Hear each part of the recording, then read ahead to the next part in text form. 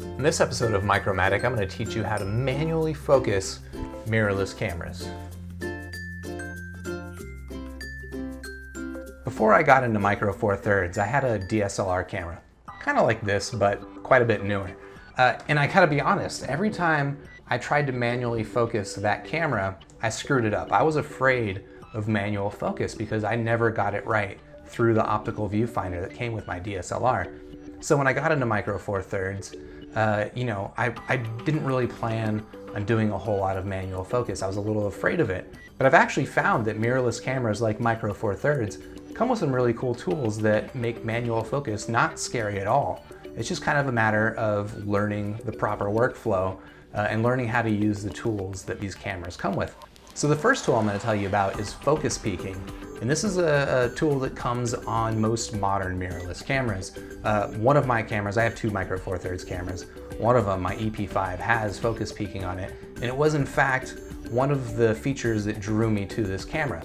I thought, if I'm interested in manually focusing my lenses, and I was with my DSLR, I was just bad at it.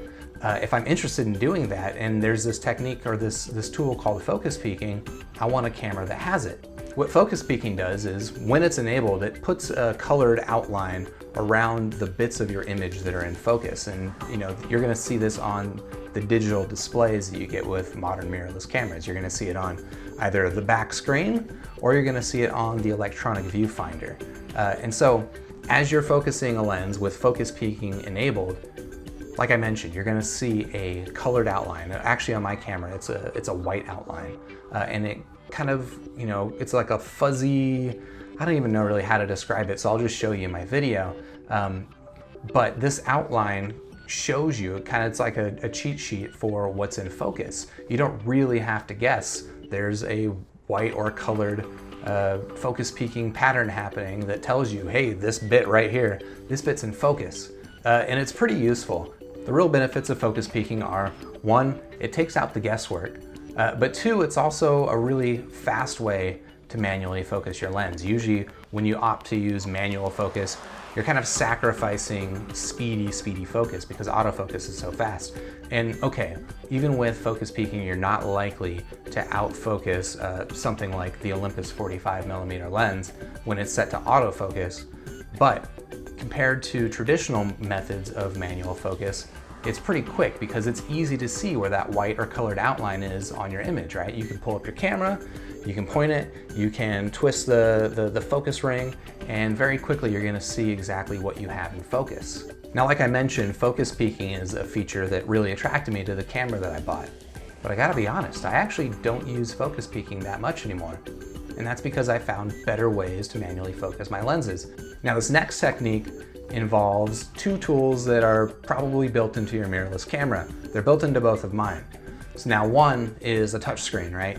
So what you're gonna do is you're gonna use the touch screen to set your focus point. You're going to touch the screen where you wanna focus, and that's gonna draw a little box. And that's your focus point, right? Now we're using manual focus, so it's not going to focus for you.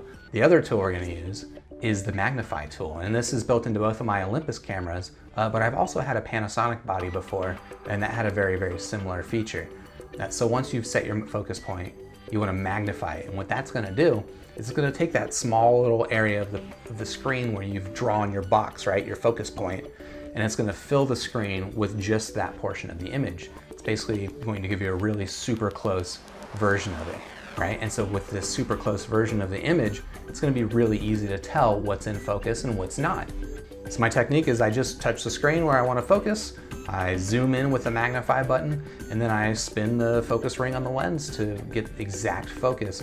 And it's consistent, it gives me basically perfect focus every time, and maybe it's a little bit slow, but usually, I don't know, if you're shooting pictures of things that aren't moving, it's not really a problem. If you are shooting pictures of things that are moving, maybe consider an autofocus lens.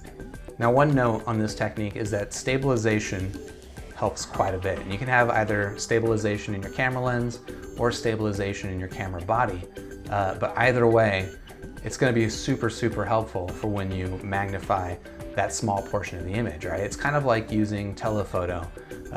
You're going to be taking a very small portion of that image and stretching it to fill your entire screen. And what this does is it lets you get the focus exact and perfect, right? But it also will amplify any shake in your camera. So if you're not perfectly still, right? If you're not on a tripod, any shake in your hands is going to shake the image. And if you're zoomed in, 10, 14 times, that shake is going to be amplified 10, 14 times. And that shake just makes it all that more difficult to nail the focus exactly. So if you have stabilization, you don't have to worry about that too much.